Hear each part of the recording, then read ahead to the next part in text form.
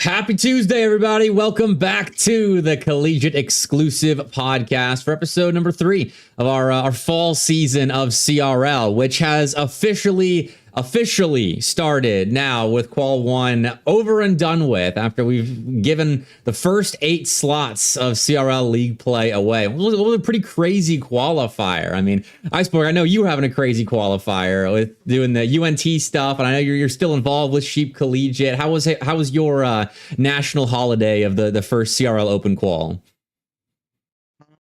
It was chaotic, to say the least. I gave one of my friends from Sheep the biggest task of having to do. He was running World Cup stuff and CRL at the same time, while I am just watching everything melt down, with some pools turning out exactly how we thought they would, and some literally being completely different from the jump. Yeah, I mean, TJ, I know you were somewhat busy as well, but tuning in throughout the long day. I mean, we went I think 5.5, 6 hours of qualifier play. So maybe you dodged a bullet, not streaming on Sunday. But how's your Sunday?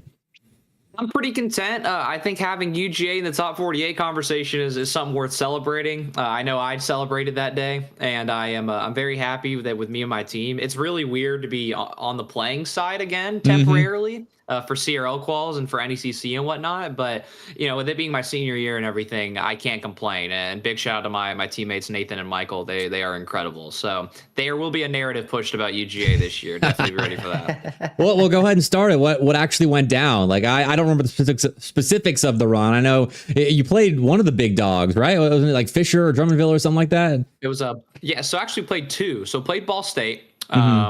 Classic upper bracket CRL. Game 1 goes to overtime, then Ball State decides it's not funny anymore, and then they beat us by like 8 or something. Okay. And then we played Drummondville in losers. So that's the team I've been hyping up since day one. It was cool to get to see them on the field rather than from the press box. And they are the truth. I can say that very confidently. They're the truth. And I am not surprised that they went on to beat Boise State. I am surprised they didn't beat Akron, but we're going to talk about all of that and then some, down the road. But we also played Cumberland Black, went to game 3, won, played UTDJV, went to game 3, won. I think those were all really, really schools who have been consistently around the top 48, around the top 60. So I'm glad that we can throw ourselves in the conversation with some big wins there. So that's how we went. Yeah, I found it so funny that on the podcast last week you flamed Zora a little bit, just like a little bit when he tuned in, context. And then you go and actually beat him in quals, which I feel like as a CRL pundit or just a pundit in general is a pretty rare thing. So respect for that. Well, I mean, I've said it once and I've said it before. This, ego, both in this conversation and aside, there is not a single CRL caster who's done what I've done. And I am very proud to say that. So the fact that I can show up and still compete, shout out my teammates, and the fact that I can do this on the same week, shout out y'all. So I'm, again, I'm lucky, and it's funny to be in the situation that I'm in Collegiate Rocket League right now. But it also gives me a very unique perspective on teams and players and games. So I'm excited to talk about league play. Yeah, we got a lot to talk about. I mean, this whole episode is pretty much just going to be league play. All of the slots on the side of the L bar are CRL Open Qual 1 topics, except for the GLGC stuff, obviously. But before we get into it, I do want to promote something real fast, or like half promote it, because it's a tool I think that will help a lot of people if you haven't seen it already. I went ahead and updated my CRL Fall 2026 spreadsheet with all the results from Open Qual 1. And the GLGC qualifiers and the Champ League Open. I did my best to include every result that featured 2 starting lineups and ranked teams or teams of significance. So we've got some data finally filling in to my beautiful table that in the middle of the season I'll just sometimes stare at. So you got all the overall record stuff versus the top 8, top 16, whatever, which is a little wonky right now because the top the rankings is based off of my preseason poll. So obviously a few inaccuracies that will make the numbers a little bit weird in places. And I apologize for the inverted colors for dark mode. But if you're interested in checking out the spreadsheet, I'm going to post it in Twitch chat. And Slayer, it actually didn't take too long. I found a system because StartGG has has an open API where you can actually pull data pretty easily as long as you have the bracket code that each pool in a tournament has. So not too long, and I already had this built from last season, so we're rocking with the data. So that's in Twitch chat if anyone wants to see it. But we got our top 8 teams, and this is your graphic, Iceborg, that I'm about to show on screen. So I'll let you start, but your LCU boys, they went and made the run to league play. How you feeling about that? I could not be more proud of my main man Mercy and this LCU squad repping Texas and qualifying for league play. Like, genuinely, it's incredible for LCU as a program. And they had a great run. Like, I was monitoring it from my caster booth, and I was a little nervous because I was just kind of watching, like, okay, but I got distracted by Ole Miss so much that I didn't even notice LCU until UNT finished. I was like, oh. When I look to the lower bracket and see that LCU went on the massive run that they did, because LCU was in the same pool that North Texas was. So we were hoping to play them, but we ended up losing to WCTC in the lower bracket. Good team. But I think this, it was really good. It was vindicating after my power rankings talk last week about LCU and how high I wanted to put them, but I wanted to see the results first. And now that I have the results, this team is going inside the top 10 instantly. TJ, how you feeling about that? I mean, the conversation that had you out of your seat last week was Iceborg putting LCU over St. Clair. Do you feel like he came out on top of that, or it's still kind of up in the air, or how are you feeling about that? Beat St. Clair. St. Clair was on ping, to be fair. They beat him 3-1. There's an argument to be made about LCU's talent. There has never been an argument against that. But yes, you've got teams like St. Clair on ping. You've got teams like Fisher on ping. Do LCU deserve the spot? Absolutely. Did they get an extremely fortunate bracket pull? Also, absolutely. Because when you look at every other pool, Cumberland is in the States, West Virginia is in the States. There's pool 3, who didn't make it. Akron, Drummondville in Canada and in the States. Syracuse, York in Canada and in the States. So don't get me wrong, right? Not a fraudulent spot. They deserve it. They were going to get it anyways. They just get it a little earlier than maybe they were supposed to. So Iceborg can have the argument, but whenever league play comes around, I expect us to box over that St. Clair LCU match that's going to happen. I hope St. Clair make league play just for LCU to beat them again. For them to beat them. I'll add this on as well. And this is going to be a conversation for probably a little bit down the podcast. I'm not thrilled about the way St. Clair has been playing, even on ping. I will say that, because they've had better performances on ping. And I'm not a huge fan of how they look right now. But granted, again, they absolutely deserve the win. So that's my overall St. Clair thoughts for now. Yeah, I mean, LCU and Ole Miss, both the underdog teams to make it into the top 8. But just looking at the top 8, I love the we had the expected teams to qualify. Your Concords, your Northwoods, they didn't struggle. It's going to be off center, but I'm not adjusting it again. Concord, Northwood, they took care of business. Winthrop did the same thing. They played Fisher in their qual match and just kind of held them at arm's length. And Justice was on ping for that, the EU ping, but Winthrop still did look like the better team just in general, even accounting for that. And then Baylor, Ball State, same deal. They both make it, but Indiana Tech making it on the first try as well. I'd like to talk about them because this edition of Alex, we're wondering what he would bring in replacing Bluey. And it looks like the full European conversion of this Indiana Tech team has been a successful one because they looked good the entire day, and I think finally not just beating Maryville is the goal for Indiana Tech in league play. They can beat Maryville and then some, and actually make a run with this squad. So I do want to point them out, and if you guys have thoughts on the Indiana Tech team, definitely chime in. Went to 5 with Concord as well. Yeah. Alex has been very, very impressive. I am pleasantly surprised by how Alex is fitting into this team. And then everybody else taking care of business. Ole Miss, though, did you guys get to watch Ole Miss? Because I the way my stream ended up was I watched a lot of Ole Miss. It was me watching their WVU qual match as well. They look good, Iceborg, do they not? I've never been more impressed by a team that I had some, like, this is a team that could sneak into league play if they wanted to. I had some hopes, but I was putting them outside the top 16, and they just looked so good after losing that game to West Virginia in the upper bracket. The minute they dropped down, it was a completely different team, and they just looked unstoppable. Like, the Shawnee State series was extremely close, went to 5, they got it done. But beating Cumberland and West Virginia back to back cannot be overlooked. It cannot be overlooked. I'll put the run on screen. I'll start in the upper bracket actually, because for Ole Miss, I mean they start 2-0 from Michigan State, and then they get it was a close series against West Virginia, but in the lower bracket they locked in, beat Shawnee State in 5. Shout out to Shawnee State, by the way, looking pretty good on Sunday.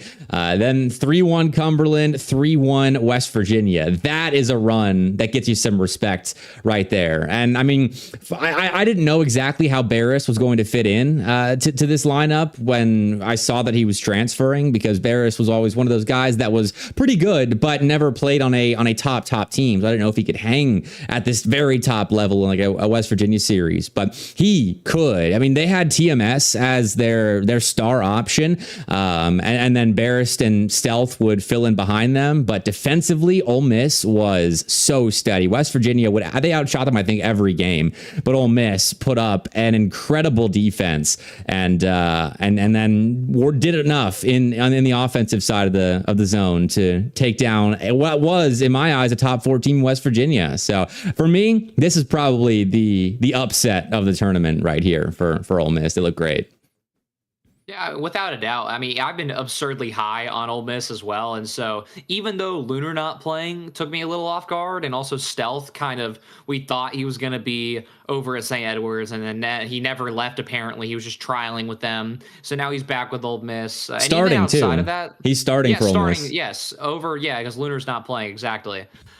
So yeah, with Stealth specifically, I had a bigger question mark. I mean, with Barris, I have seen performance out of Barris. I have seen consistency out of Barris, and especially for a team like Ole Miss, who is more defensive. My question mark was on Stealth, honestly, who looked really good last school year, and I've never doubted his talent. I just didn't know how much he'd been playing the game. I knew how much Barris had been playing the game because we talk every now and then outside of all this stuff. So with that, now we know that Barris is playing at a rank A level again and could push higher than that. Yep. Stealth has been rank X level, in my opinion, and I think he's been severely underrated. And TMS, again, like I've been saying, is one of those players, one of those superstar. Very special additions. Again, a worldwide superstar, not just a player like a. This is going to sound bad. I don't mean it like this. Not like a regional superstar like a Cosmic or a Gyro. We're talking about somebody who has gone internationally and done the whole thing and is even competing in things like the Esports World Cup. And would have represented in the Nations Cup as well. So TMS is one of the best players in the league, and I think a run like this with Stealth and Barris absolutely solidifies that. Am I jumping the gun on ranking them as high as I was? Yes, but I'm glad that they got it done, especially over West Virginia, because there is a storyline we kind of skipped over. Baylor handling West Virginia 3-1, I think, is severely underrated, because that's a team that's always got question marks around them. Yes, they might make the championship. They might make it in the top spots of the LCQ. However they get there, they always seem to go out in the first round because they don't have that X factor as a team to match up with some of the other teams like a Northwood, etc. Handling a team like West Virginia, who has been very hyped up this season, I am very, very happy with that. And for them to get it through uppers, I think if they will just lock in on the best of fives, I think that league play is going to be very, very favorable for them. But again, I'm severely proud of Ole Miss and how they did. And again, another storyline to add on to the conversation as well. I have been saying this since day one. There is some very, very big red flags out of the West Virginia camp with the way they've handled their roster. And I don't want to say that this is the exact result of that, because that's not fair to the team. But something tells me that there's bigger issues in West Virginia right now. And one of them is Concord. The other other one is whatever's going on in Morgantown. Blue reminded me in Twitch chat that they subbed Gyro out when they went down 0-2 against Ole Miss. And I had forgotten about that. And that was the case in the Champ League Open as well for West Virginia. They were playing with all 4 members and subbing mid-series. And so I'm with you. I don't know what the game plan is for WVU, but that first qualifier, hopefully for their sake, was just a fluke, and they can get into league play and sort it out with a bit of a wider time frame. But yeah, I mean, good on Baylor for beating them. But then, you dropped on the lower bracket, lose to Ole Miss. That is a little worrying for WVU, but not the end of the world yet. But for the teams that were kind of expected to qualify, I mean, the upper bracket qualifying teams were Baylor, Concord, Northwood, and Winthrop. Do we have anything to say about them, really? Because they all kind of looked the part. Yeah, Concord went to a game 5, but they're all winning the series they're supposed to. I got nothing to add. I think Concord going to 5 with Indiana Tech says more about Indiana Tech than it says about Concord. Yeah. I don't... I think and that it only moves the needle like a little bit, like a tiny bit. Like Alex is an X factor. I think that's about all I get out of that.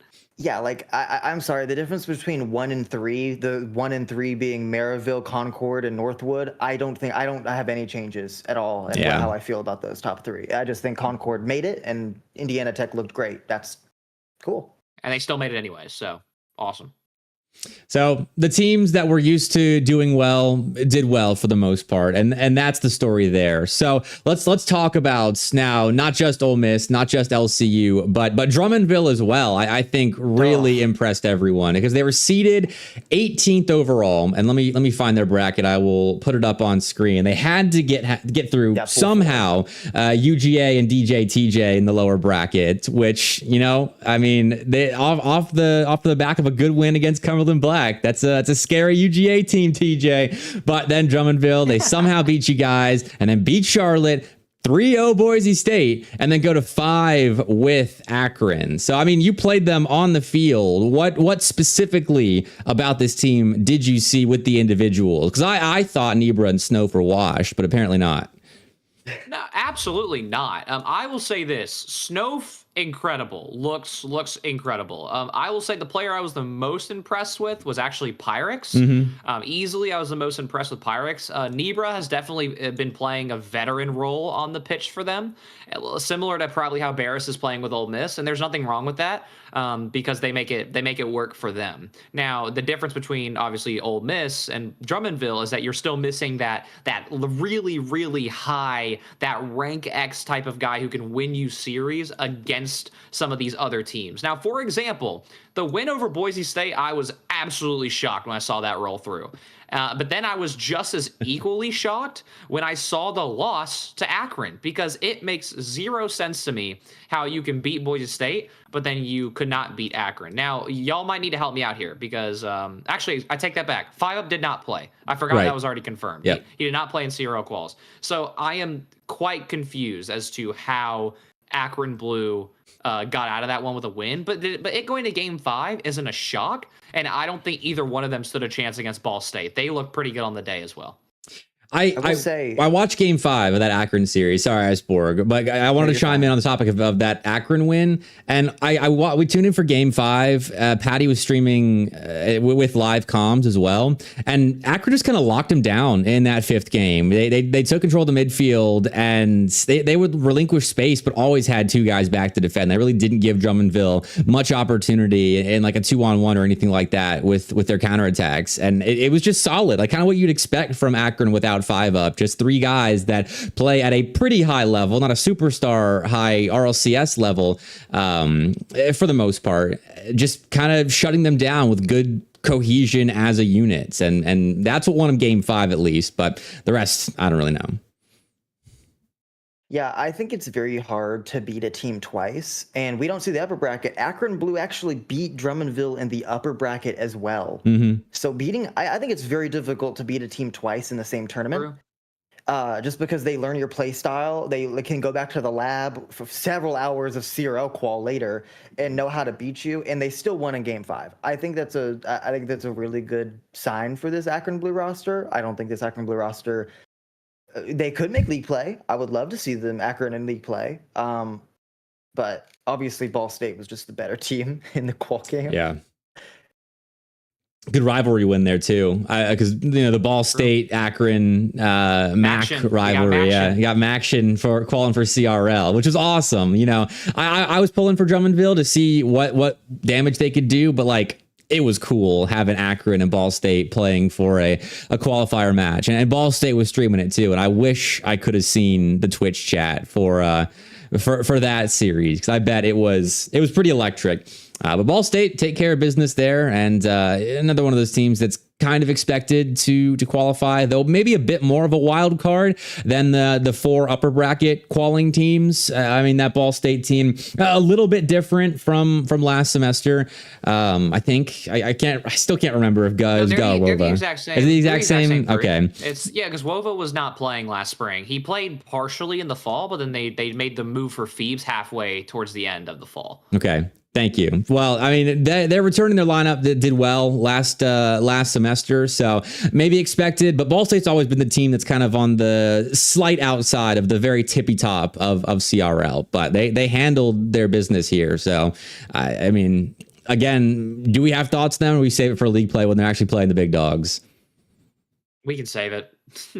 This just makes me excited. I'm so excited for league play. Yeah, like, honestly, I'm ready to see how these players play when it's just you play one match, you know who you're playing, you're not like waiting for like an hour for one team to lose in the upper bracket. It's you get up, you're doing a scrim, and then you're playing a series, and that's it.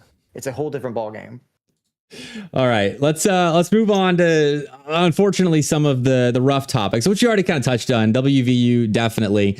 We talked about their struggles, and they have to be the team with the most question marks at the very top going into that second qualifier. But I mean, St. Clair on high ping, are we dropping them at all, raising them in our power rankings? I was kind of doing a rough draft of power rankings before the podcast, and St. Clair I don't have moving at all, because I feel like you play on 110, 120 ping as a trio. You're playing with like one arm tied behind your back, and so I don't know if we can use this qualifier to judge them power rankings wise, but I have a lot of movement in mine in the top 8, really. Mm-hmm. So like Maryville, Fisher, St. Clair, who's like right outside of that for me. I still have them in that realm. I'm gonna keep St. Clair where they are. I feel even more vindicated putting them where they are, but I'm not because of ping issues. Just like I feel I haven't liked the play style, even like without ping, like with just watching them before. I feel like they need to figure things out before, if they can make league play. Which, side note as well, do we have any confirmation if any of these schools are getting their players back in the States in time for Qual 2? Like Maryville, St. Clair, do we have any idea? Maryville, yes, because they were flying in on Sunday. So they'll be playing from the States this weekend. St. Clair, I don't know. I know Chris Funston and I, when CRL was announced, had some back and forths in DMs where he was talking about the St. Clair situation, but I don't remember what if they're going to be back or not. I feel like if you are taking CRL seriously, you'll be back for the second qual at least, because the first one, pretty early, but surely with over a month's time, you could get your guys back. What about Fisher? Do we have any idea if Justice is going to be over or no? We may need Twitch chat journalists to help us out. Like, we're about to have some very uncomfortable conversations because we're going to get to a point where if a school like a Drummondville, for example, or like a Akron Blue makes Fisher play on Central, like I could see that going the wrong way. It's a best of 5. I could easily see that going the wrong way. Now, granted, there is a much more obvious narrative to push about how it is absolutely ridiculous that CRL starts this early, but we've already spent many an episode on that. So, unfortunately, this is the subject that we're stuck on. But man, I am a little worried about both Fisher and St. Clair. I'm more worried about St. Clair than I am Fisher, because St. Clair struggled earlier in the bracket than Fisher did because they have more players on ping, and they've taken a step down skill-wise. So I am a little scared. I think there's going to be a very, very interesting St. Clair tweet that's going to come out if they don't make it. So see what happens there. I mean, if they'll tweet about Arju going to Maryville, then they should definitely be tweeting about this. I mean, use your platform for something you can really complain about. That's just me. Well, I mean, I don't know if we're in a state of CRL where we can induce change because this is the second year that this has happened. But one can dream. One can dream they'll listen to the community leads in the whole space of CRL. But again, that's another podcast episode in itself.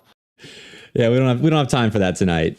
Let's talk about the squads that really underperformed. I did not make it out of the best of threes because there were a few shocks, and unfortunately, we've had this conversation before. This is kind of a deja vu team to talk about struggling in the first qualifier, but Wichita State, I don't know if you guys saw where they ended up going. I'm going to sift through the brackets real fast, see if I can find their run, but they went out really early. Do you have it, Iceborg? To Stockton. Yeah, they lost to Stockton, and Stockton was such an interesting team this qual because 85th seed, they did not look like an 85 seed at all. They basically just ran their lower bracket, didn't drop a game up until getting swept by Kennesaw, if we can believe that reported score. Apparently, Twitch chat is telling us we can't trust any reported score on Start GG. Please report your games correctly, guys. It'd be nice. But like Stockton only lost to Kennesaw twice in this qualifier. They beat Indiana Tech C team. I have no thoughts on that. That's a normal result. Beating Southeastern Oklahoma State, beat USF Gold, which was the new good win. That's a good win. The new Fisher squad.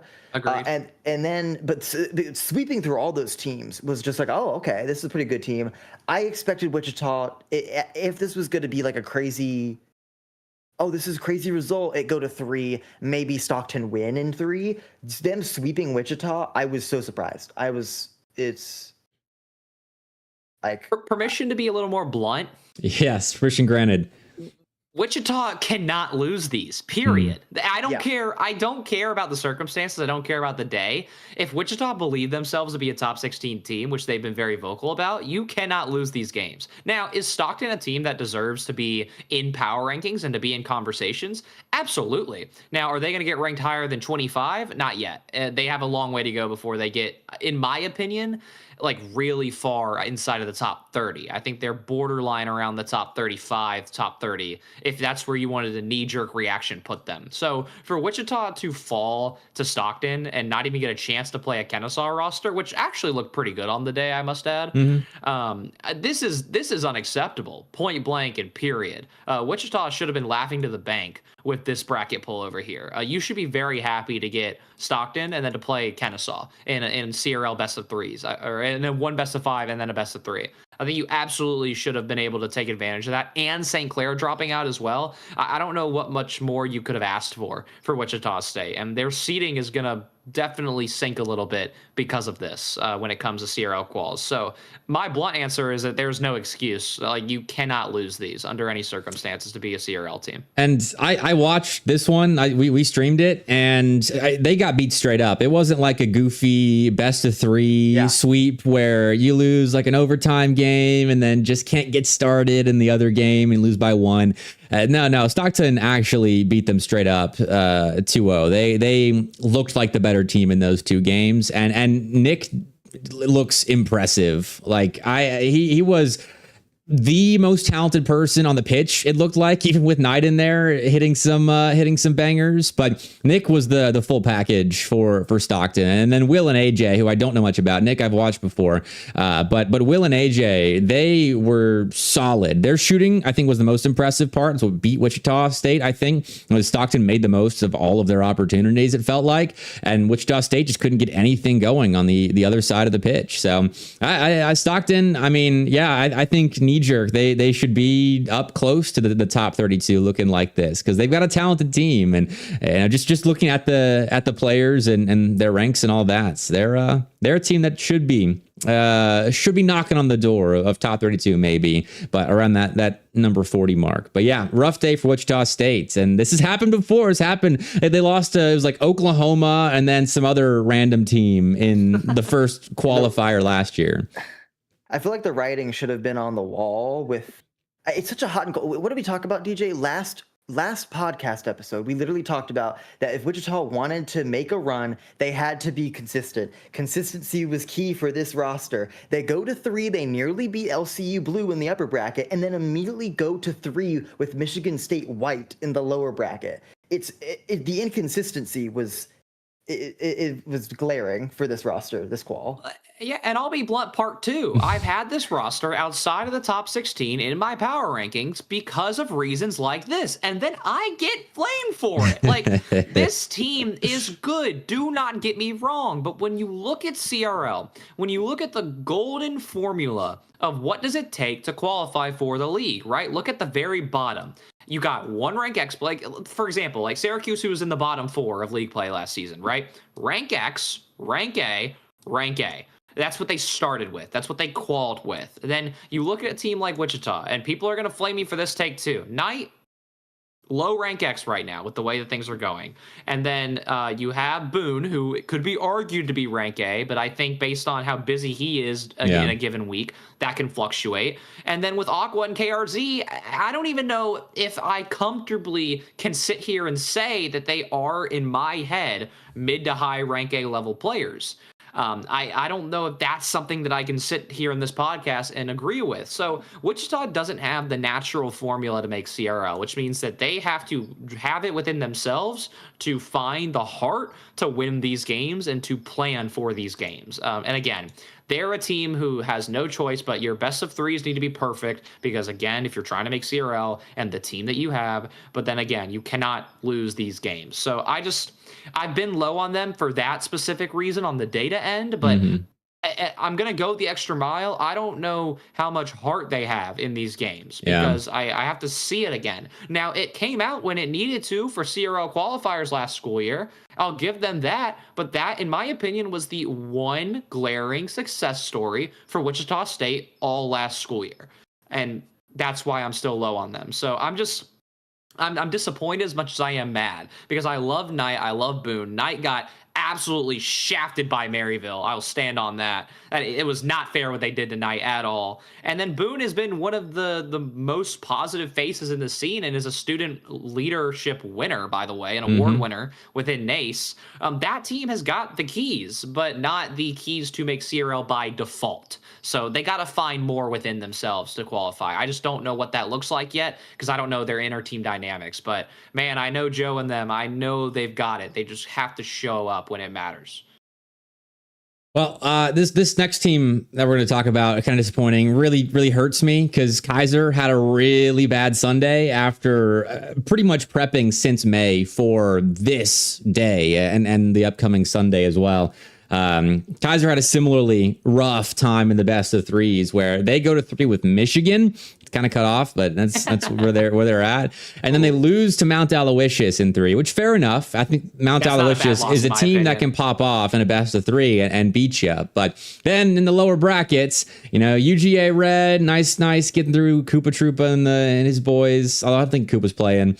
And then GCU somehow get through the coaching skills of Roldiz, but then you lose to UNC Charlotte in 3, and you could be forgiven for one best of 3 loss if you're gonna carry some respect over. But Kaiser dropping a little bit, I think, because of this. Charlotte's good, but we know Charlotte. Charlotte is a known entity. We know their ceiling pretty much as a trio, and Kaiser's losing to them in a pretty winnable best of 3. I think, and then you could have your shot against Drummondville, but Kaiser just had a bad one. K Frost, he tweeted about it. He was like, "Don't talk to me about this qualifier. It was a bad one. I'm hoping. This is me personally. It's a one-off, but we'll see." I will add as well that UNC Charlotte also beat Fanshawe in this bracket, which I would argue very heavily that both of those are big upset wins for UNC Charlotte. I don't blame Kaiser for losing to Mount Aloysius because I think that I was personally lower on Mount Aloysius than I should have been because Sammy Jammers is doing exactly what he needs to do apparently. But yeah, Fanshawe to lose to UNC Charlotte, that's a very, very bad loss for them. And then Fanshawe went on to lose to Mount Aloysius, which that is also, again, that's a pretty even scaling of teams right there. Also, this isn't the top 40. The bracket isn't put right because this game didn't get casted, but I was in the room for it.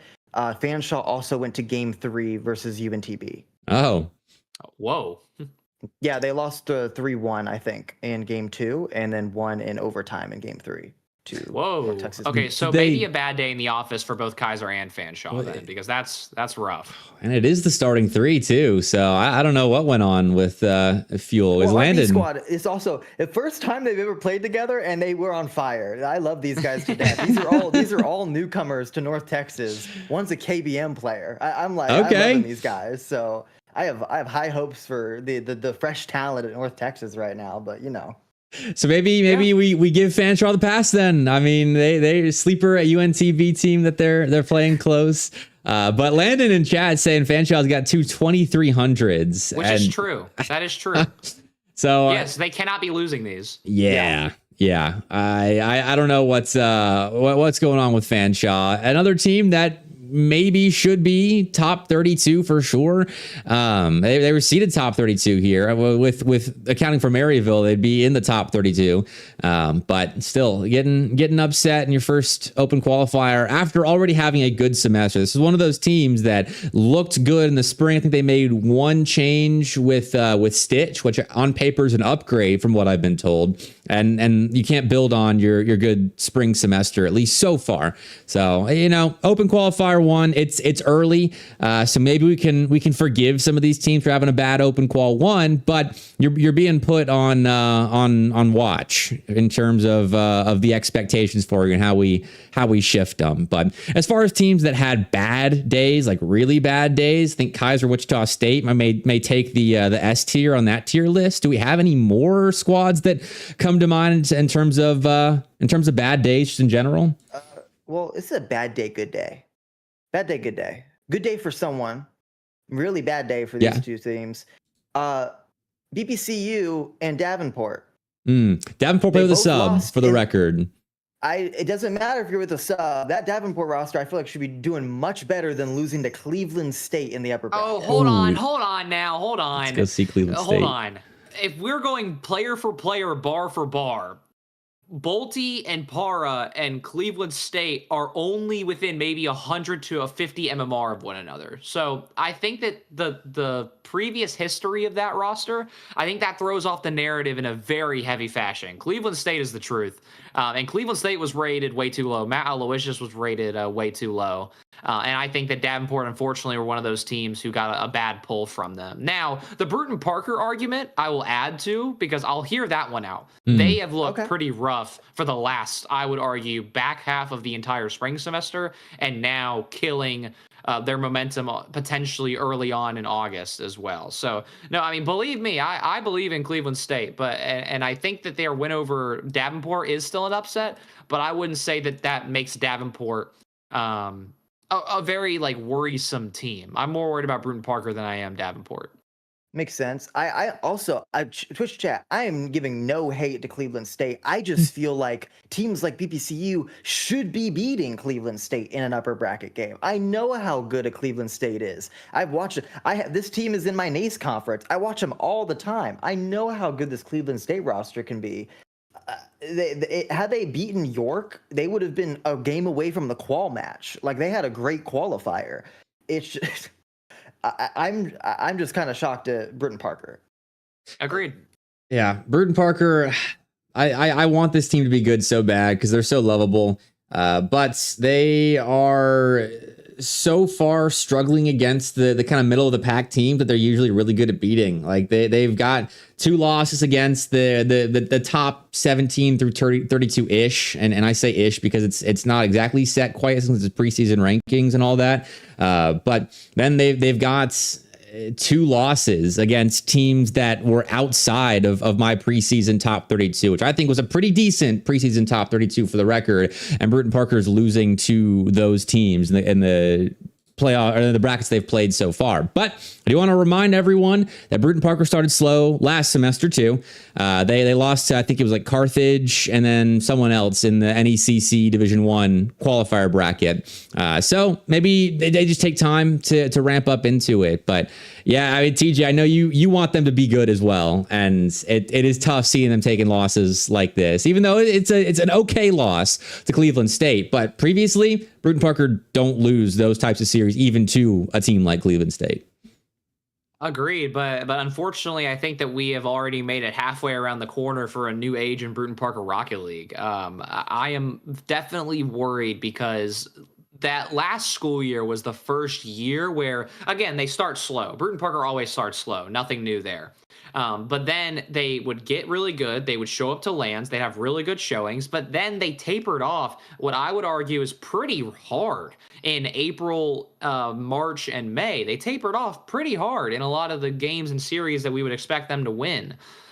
So I'm still worried about that team because it seems like that even over the summer, they weren't able to fix whatever it is maybe going on. And I'll say this as well, from a business perspective, I think bringing in Cass did not have the effect that Bruton Parker was expecting. It did bring them up a step, but it didn't bring them up, I think, as far as they were hoping for. And so also not to mention that you make a roster move by now bringing Manny back into the A team, which they originally had him off the A team for Antics. I think now we're starting to see the long-term effects of why Antics got that spot over Manny. Not to say that Manny's the problem, because I know for a fact Manny is not the problem. I know what they have going on as a team issue. I just don't know what that entails specifically. If I had to put my money on it, it's definitely a play style thing. They probably are playing way too quick right now based off the 2.5 years that we've been casting them together.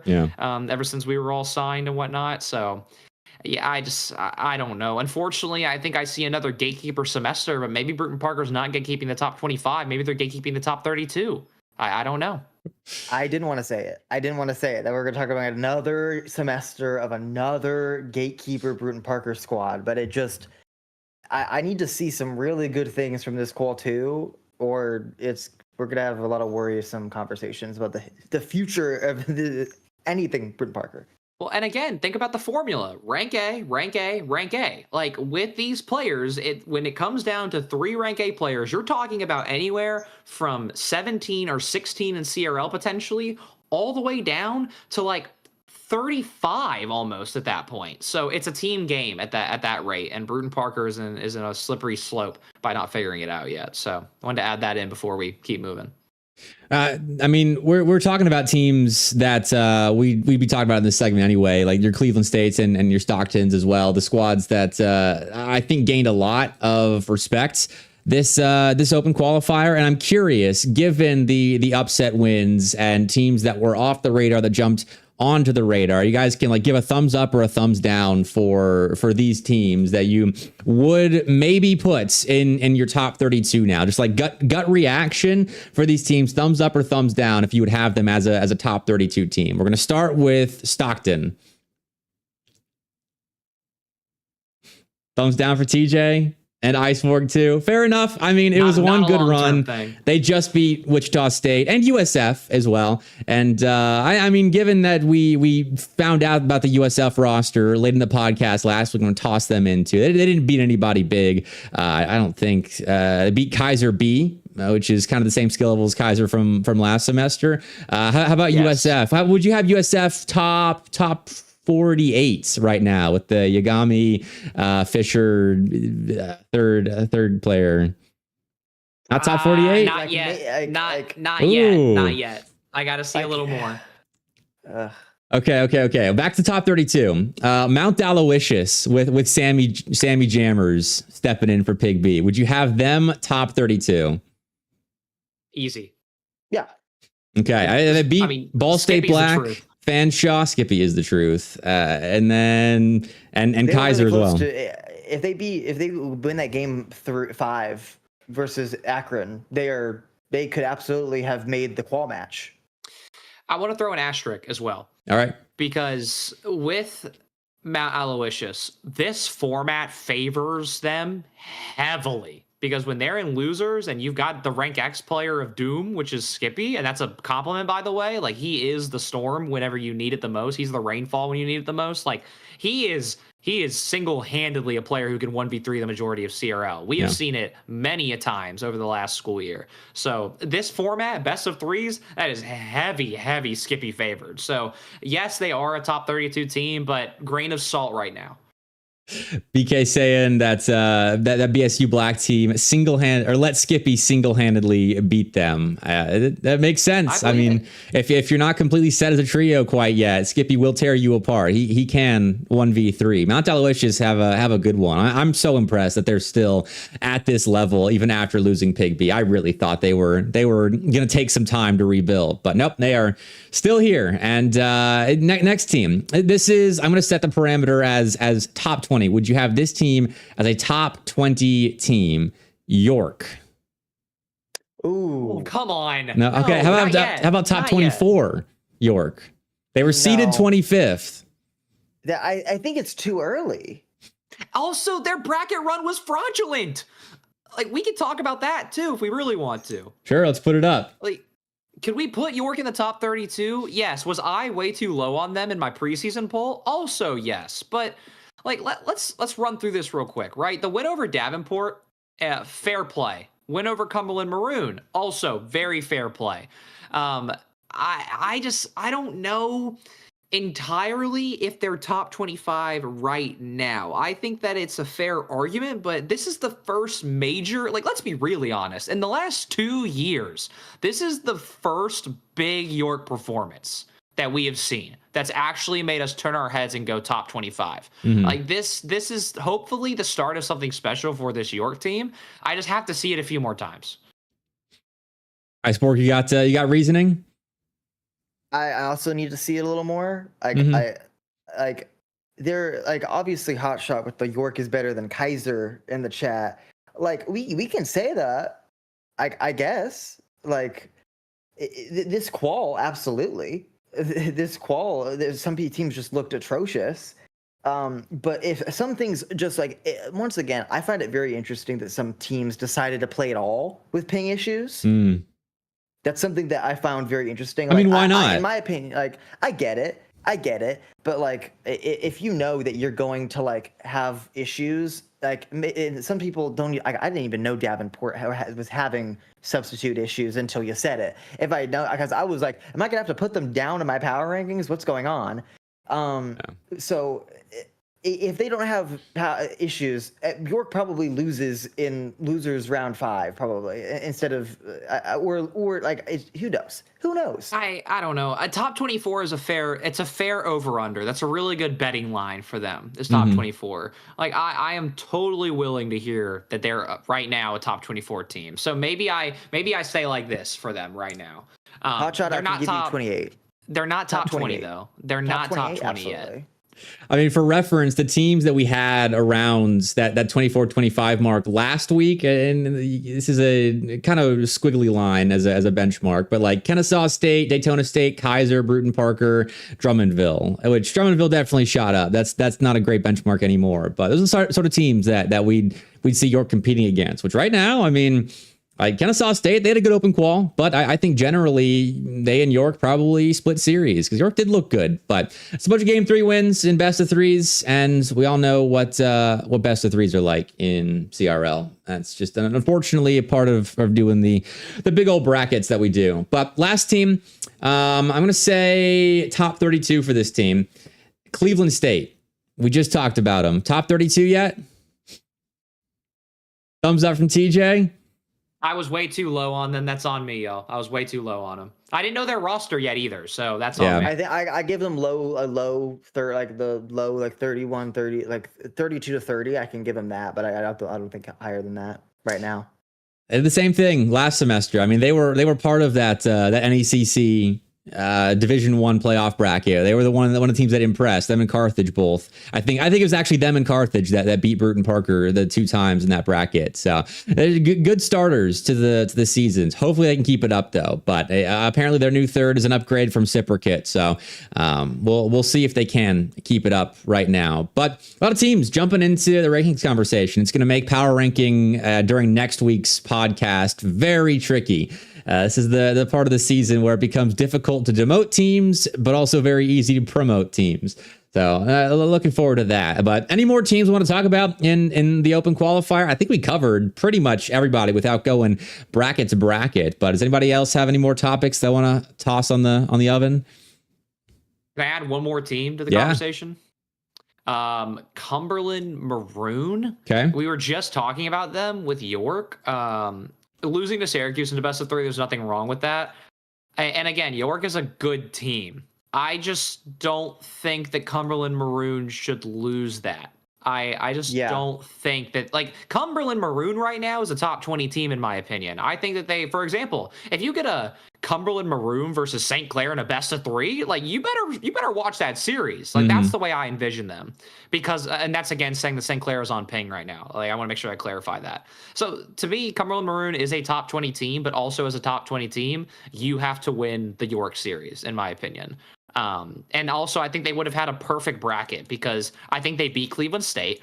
You get a rematch against Syracuse, and I don't think they're guaranteed to win it, but I think they would have at least gotten a game or two. And then I'm not going to talk about Indiana Tech, because it's just like Ball State and losers. Like, they're going to win. Indiana Tech's going to win.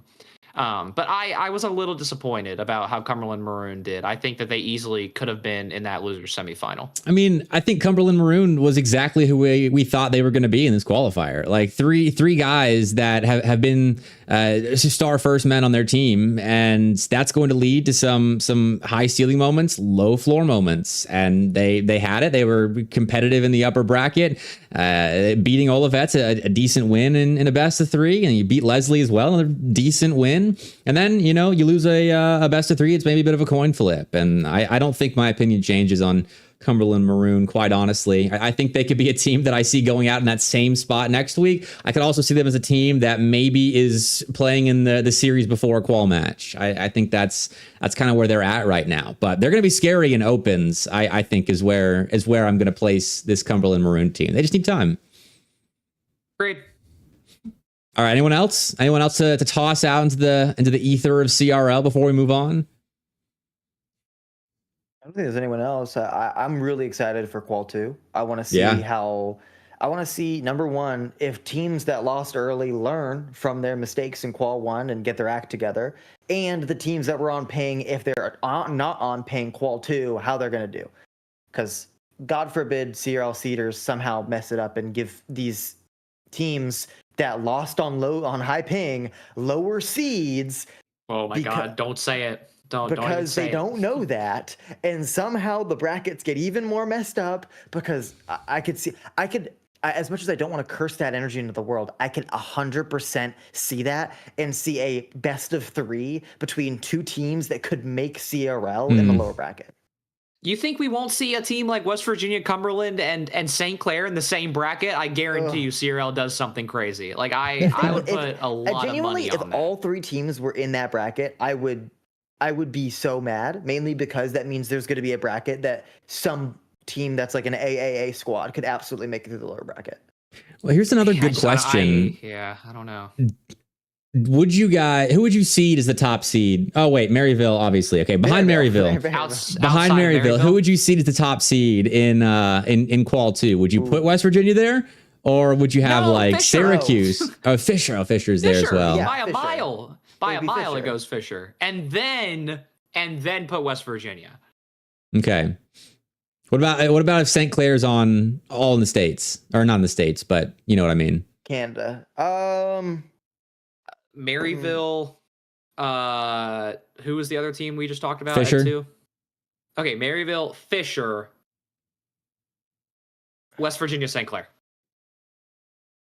No Syracuse above St. Clair? You got St. Clair above them? I'm not there yet. Cumberland over St. Clair? I'm not there yet either.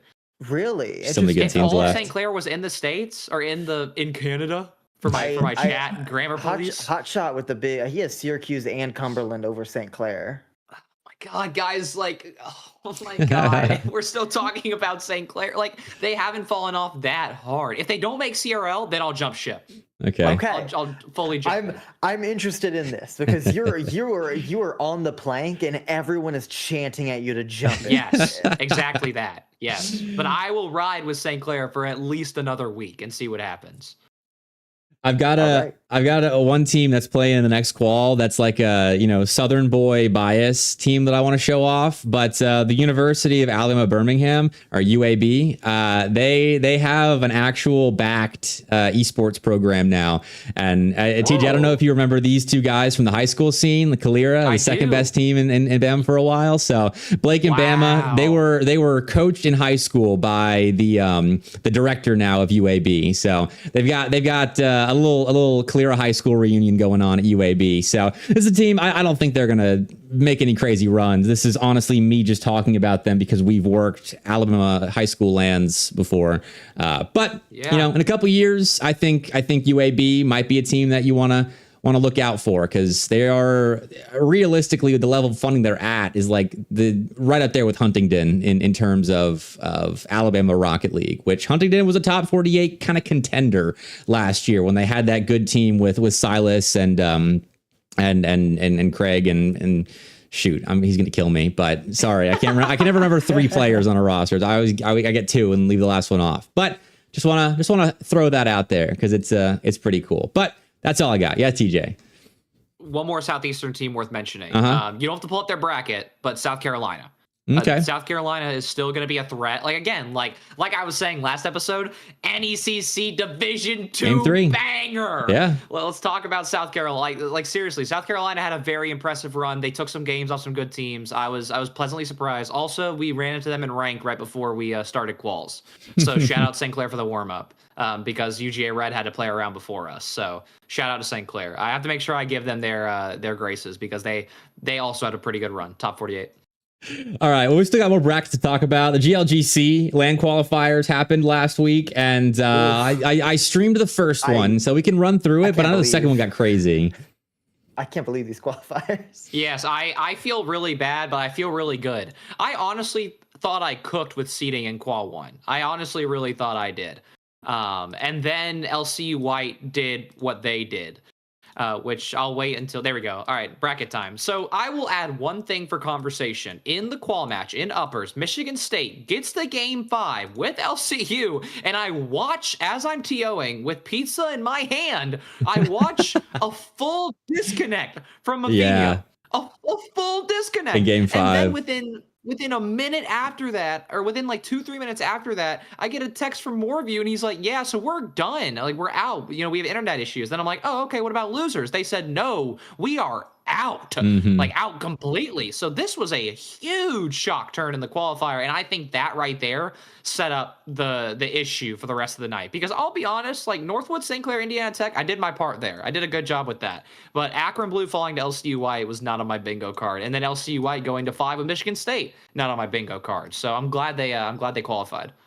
Yeah, that was crazy, because this was Michigan State with Mafinho, which they didn't have him again for Open Qual 1. I don't remember why they weren't playing with Mafinho, but yeah, in game 5 he crashes like I think 2 minutes in, 'cause it was right before the halfway point of the game. LCU was up 1 or maybe 2. They had just scored the second off the 3v2, something like that.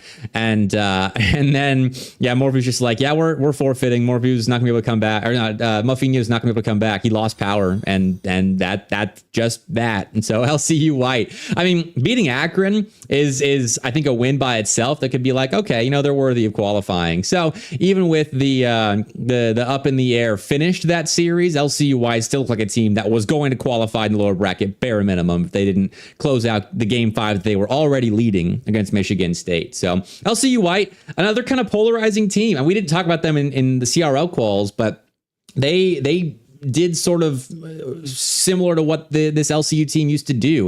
Like, it's Snapalicious now, so I know you're a little biased, Iceborg, but Schmacked and Assyrium as a duo, this was a team that would never actually realize their potential on the last LCU teams. And Snapalicious, I mean, they had a good qual here, and then you go to CR Open Qual 1 and you don't take care of business. But they're playing on land, so that's good news. I will find it very interesting that the teams that struggled in CRL, like Fanshawe and Kaiser, did really well in these qualifiers. Like Kaiser beating Akron in the lower bracket. Fanshawe murderers row in the lower bracket, beating everyone and qualifying Yeah. themselves. So I find it really interesting. It's like, hey, you're showing up here. Please show up in CRL quals. What's going on? It is so weird. I don't know what it is about these brackets with LAN on the line. What changes? Maybe it's more pressure in CRL. I don't know, because I would feel like competing to play at a $5,000 LAN is a decent amount of pressure too, especially in these qual matches here. But you're beating Akron, who are kind of up and down right now, but it is what it is. I mean, TJ, are all these teams going to the LAN? I know Cumberland Black, right, weren't able to make it. Yeah, so I was just about to interrupt you and say that, funny enough. I do have breaking news for how some of these spots have been handled. So, by the way, for everybody who's on the podcast or in the Discord server, you've already heard this, but I will say it again. The rules on if a team drops out is that the team with the next highest placement in both quals, the team with the highest placement period on average is what gets you the next invite. And if you compete in both quals, then you get a bonus. Like, for example, if you are tied with like Michigan State, who was in the qual match and losers, and let's say your school made it into the qual match in both the first qual and this qual, then you would have gotten the invite over Michigan State, which is what happened with Kaiser. So Kaiser got the invite that Cumberland Black declined. And I can confidently tell everybody that Kaiser is going to the LAN. I can also tell you that there was another school that dropped, and that was, I'll have to double check. It was Florida, who qualified in Qualifier 2, and that spot has been offered to Michigan State. Okay. So Michigan State has been invited to the LAN. And I don't even mind saying this. The next team up by statistics is Indiana Tech White. So you are praying to God, if you're an Indiana Tech White fan, that one of the schools drops out. But that's all the little breaking news I have for the podcast's sake. So is most every other team going? Because I mean, we got some unexpected quals, I think, in this second bracket. Like LCU, fine, yeah. Akron Blue, fine, yeah. But then Leslie, as the 15 seed here, they beat Mount Aloysius and then beat an Indiana Tech White team that was going on a little run there. And then UTK come out of nowhere, Kung and the boys. I think is that Kung, Shaka, and Tyler for this one? And Taibu. Yes, it was.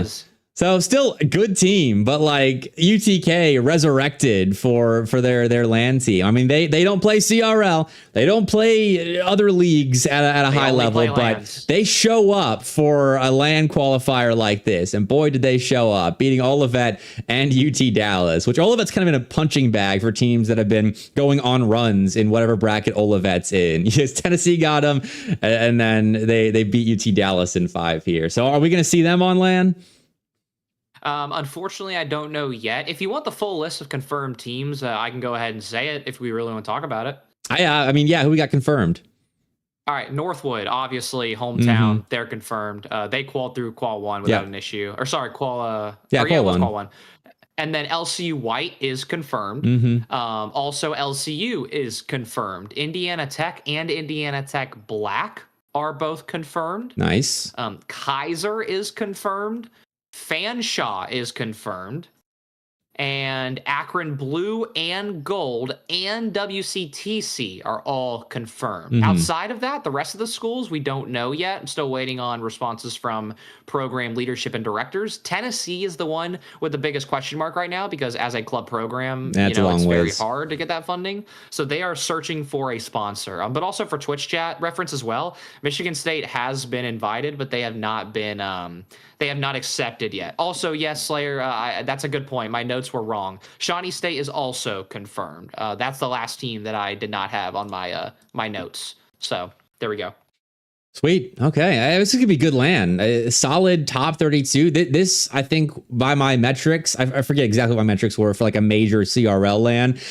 Multi-$1,000 prize pool, I know, was one. I think half the field being in the top 32 is the other. And so this is definitely going to hit that benchmark. So excited for the GLGC LAN in Midland. But I mean, looking through Qual 2, like WCTC getting a win over Kaiser. Again, Kaiser's coming up short. And unfortunately, unfortunately, it's going to drop them a little bit, I think, in the rankings next week, unless they rebound in Open Qual 2. Mount Aloysius beating Cleveland State, another good win for the Mounties. Akron Gold stepping up and beating UT Dallas. So I think that kind of cements Akron Gold in my mind. It's a team we didn't talk much about in the CRL qual because they didn't do a ton. But the Akron Gold team, I mean, they're building as a roster. I think they're going to take time too, just like Ball State Black. But I think this is a win that kind of defines them as one of those teams that's on the outside of the top 32, but definitely in contention if they go on a few big runs. UTD is a weird squad. I don't know what to think of them right now. I have no idea. I mean, I have some insider trading. Do go for it. What do you got? I spoke with Dalton after. I spoke with Dalton because him and T-Save have been very good friend. Nocturne as well. That's the GOAT. Very good friends of mine, and Zora as well, who was all represented that team last year at Boost on the Beach, and we got to spend a lot of very, very good quality time with Mr. Bepic in a hotel room as well. That was a wonderful time. That sounds crazy, but you know what I mean. At Dave & Buster's too. Yeah. Oh well. I'm not gonna talk about Dave & Buster's. That was a long night for us. But what I will say is Dalton said that the team feels like, even though with the roster change, they are in a really good spot mentally, and they believe they have all the tools they need to qualify for events like this. So they're feeling the most confident I've seen them in a year or two, from what Dalton made it sound like. So I'm impressed, but I'm not overly shocked just yet. I'm glad to hear their mental's in a good spot, because I mean, obviously, given what you just said about us hanging out, like we've hung out a lot at LANs when they're there, and they're so much fun to be around when they're not competing. They get so frustrated and lose in such frustrating ways that I always feel bad when UTD is playing at LAN, because they're so close being a top team. Like last year, they beat a couple like top 10 teams in CECC quals and another event that I forgot because that was a year ago now. But like they have it in them to peak and beat top teams, but then they would lose to someone you haven't heard of in a best of 3 that's ranked probably like in the 70s or something like that. So I'm glad the mental's good, because I think the Zora Dalton split is going to be better for both of those guys. And I think they've talked about this as well. Like they just didn't really fit as a duo after a certain while. Tried to figure it out, couldn't. And so I think they're both in a better place. So I think UT Dallas is going to stick around the top 48 for sure and be competitive in these LAN quals at LANs. Is UT Dallas, do you know how far down the list they are in terms of invites, even though they didn't qual? I haven't done the math yet. The only reason why I'm comfortable enough talking about Indiana Tech White specifically is because they had made it. They made it to Game 5 with Cumberland Black to qual for LAN. That's why they get the nudge over a lot of teams in Qual 1, and then in Qual 2. Indiana Tech White made it to qual match in uppers, and then they went to with Florida and losers. So that's why I can tell you guys confidently that after Michigan State, they are the next team up, because it's very obvious. I do not know the math on the other teams yet. The big question mark in the math right now is going to be a team like Olivet, who really, really fumbled the bag, if I'm being honest. They really, really struggled. Yeah, they're not quite there yet either. Which they'll be playing on my stream on Thursday. We got some Thursday night lights happening with Olivet, Ball State Black, Cumberland Black as well, and Akron Gold playing. So if you're interested in seeing any of those teams in action, like if you're Ball State Black, you're kind of on the edge of the top 32. They're all on the edge of top 32, pretty much. Top 48 for certain. So they'll be playing on my stream on Thursday. We'll get to see them in best of 7 form instead of all these best of 3s that we have to start the season with, unfortunately. It's the way it goes. But that's all I got in terms of CRL and GLGC. You boys got any more topics you want to bring up? Because we're at the end of the podcast now. I've got a preview to go through. Oh, what are we previewing? This Saturday we start $50,000 future play quals. Hold on, like unironically, one of the biggest qualifier events in CRL history. That is going to happen this Saturday, and I know that chat will love this. After all of my back and forth work with the admin and the TO team and all of that, we got the format changed, which I am very, very excited about. Which means that now, instead of half of Swiss being played on one day and half of Swiss being played on another day, we now get what is going to be also the Start GG page is updated too. It might be easier to read that way. Did you link that? I totally forgot to include this. I got it. Wait, I got it. Okay, he's got it. Iceborg's already on it. Yeah, so it's easier to read on the Start GG, but I'll go ahead and start talking about it.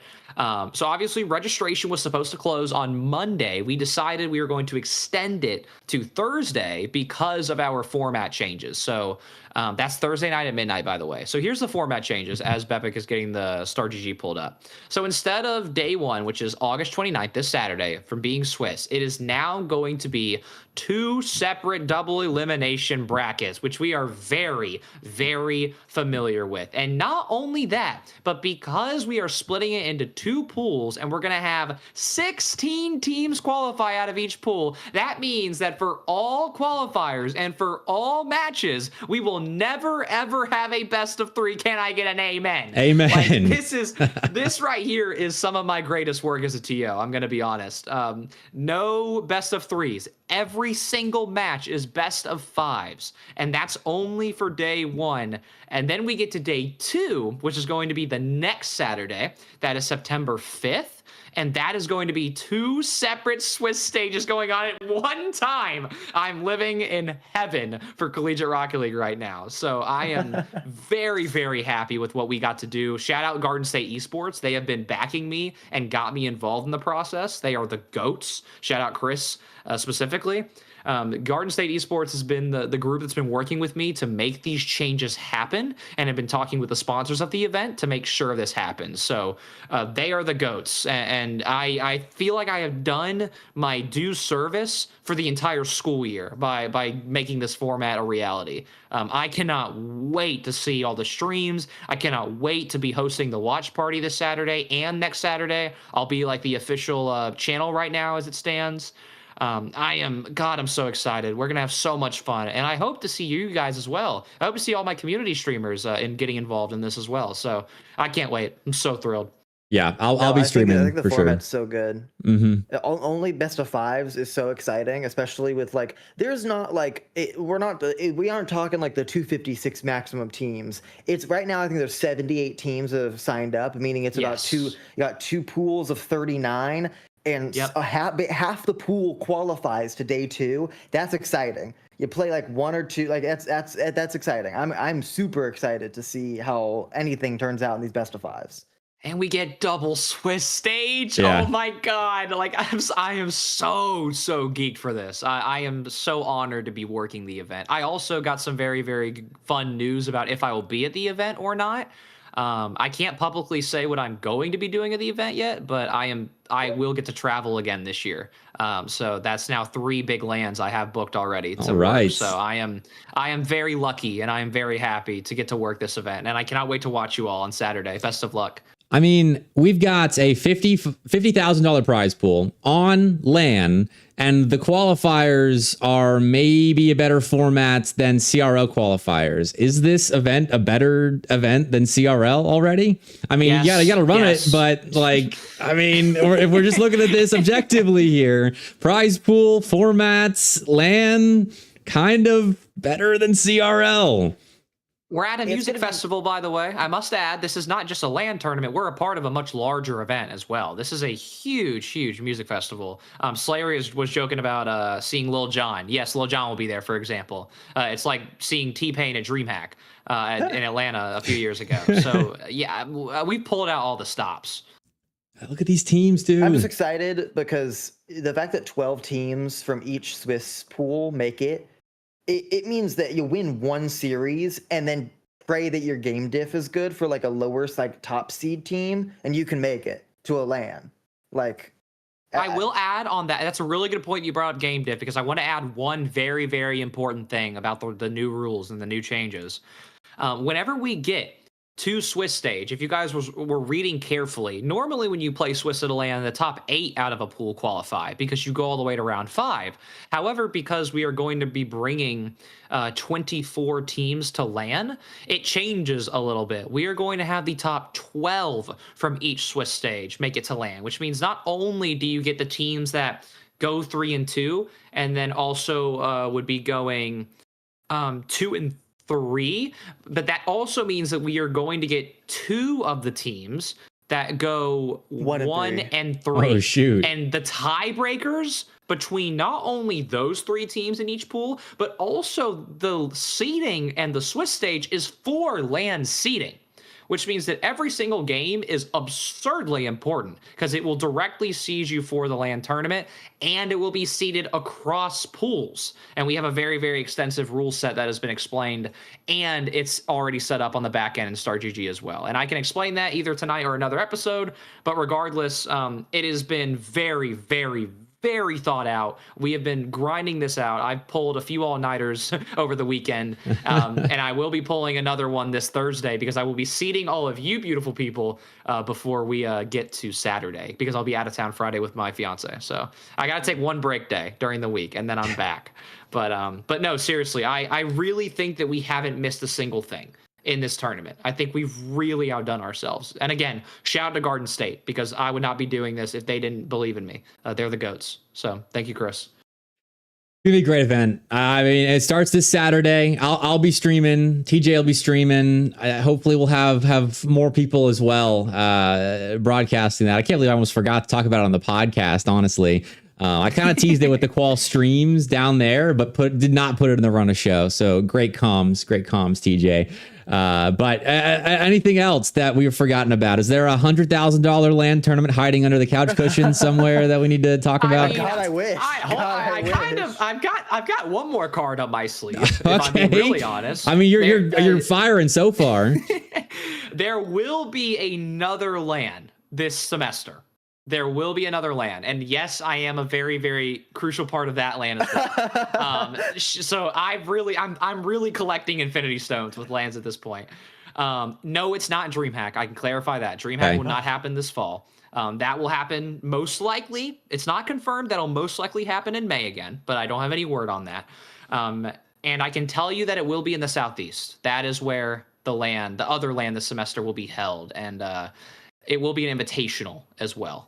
So all of that is being done and hopefully finished off by that school and their esports program. It is a school that you probably don't think would host an esports event. Think about as new as like UTC hosting. Oh man, help me with the name of their event last year. What was it? Tri-City Slam was ETSU. UTC's was at the Comic-Con. Yeah, it was. Man, we got too many. It was 3 letters as well. This is funny. Someone will help us out. But yeah, I mean. Anyways, think about a program like that. One that is doing really well in esports, but is hidden under the radar very heavily as well. And I'm very excited to get to announce that later. Slayer's asking a good question as well. I'm curious about. Do you know anything about BBB? Do we know anything? I have my hands tied in BBB as well. I have not heard any updates about BBB, and it is already almost September. So unfortunately, I don't know about this fall. Scenic City Invitational. Yeah. Thank you, Bub. The GOAT. Anyways, that's a side point. Yeah, when it comes to Bluegrass, I have not heard about Bluegrass Boost Battle yet. I pray that we get to run it back, but I also wouldn't be surprised if they decided to replicate 2024, and if they decide to do it in February and we all get snow again. That'd be cool. That was cool. I mean, that was sick, walking out the Airbnb and seeing icicles. So anyways, we'll see. Hopefully news on that soon, and news on the other LANs happening this semester. But for the love of God, please keep your calendars open in November. I can tell you that. Keep your calendars open in November. All right. Well, no shortage of LANs, although we don't know about a ton of them yet. So hopefully more come out of the woodworks, like the one you're talking about, TJ, and we can fill out the LAN page on my CRL spreadsheet, because it's sorely lacking at the moment. But that's all I got. Iceborg, you got any LANs that you're planning in charge of funding with all of your sheep collegiate money? Anything? Nothing. Yeah, believe me, that would be amazing one day. But yeah, you're talking about something that would probably be not like that's like a pipe dream for not next spring, but the spring after that. Okay. Talk to me then. Talk to me then if I can bribe sheep, but I probably won't be able to. I'm just excited. We got the future play in the evening on Saturday, and then the morning of Sunday we got CRL. So that's gonna be. I'm going to be interested in teams that play in both of like how fatigued are you going to be with Rocket League in 24 hours? So we start early. Well, I mean, you had your whole summer. You should be plenty ready for a weekend like this. But it is going to be a fun weekend. We got LAN qualifiers. We got CRL open qualifiers. We got anything you could ask for to have Collegiate Rocket League action in August. So appreciate all of you for tuning in, as always, to the Collegiate Exclusive Podcast. Marsha, I saw you ask it earlier if this will be up on Spotify tonight, and the answer is probably not. I've been having issues with the Twitch VOD export uploading directly to Spotify, so I have to convert it and then upload it. But we do get on Spotify eventually the next day. So follow us there. Follow us on Twitter. Follow Sheep Collegiate as well. The three of us. Just be following the podcast and CRL content in general. But everyone have a fantastic Tuesday. I'll see you Thursday for show matches and this weekend for CRL. But have a fantastic evening, everybody. We're headed out. Peace.